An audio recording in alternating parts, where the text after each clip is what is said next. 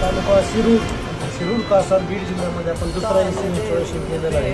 भरपूर दिवसापासून दादा आपल्याला संपर्कात राहायचे. एसी घ्यायचा आहे, आपल्याकडून कूलर बी घेतला होता याने.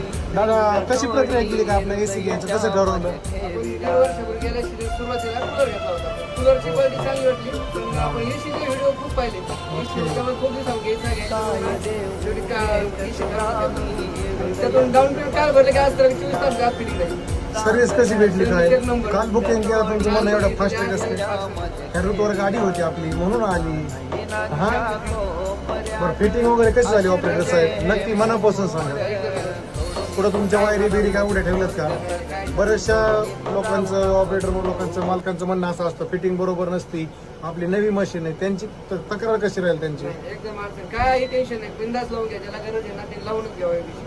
आता हे आपले एवढे पैसे जाते, समाधान आहेत का तुम्हाला? कुलिंग वगैरे फिटिंग सध्याच्या काळात मध्ये उष्णता टेम्परेचर मध्ये मला एसी गरज असते. हे एसी एसी हाय क्वालिटी चांगली आहे, बसून घ्यावा. काय नाव आहे पण एसी वाल्याचं? देवीदास नाही ओके. नाही एसी ज्यांच्याकडून आपल्याला घ्यायचं आहे आदूल साऊंड सिस्टम कुठले ते? मिरज. ओके.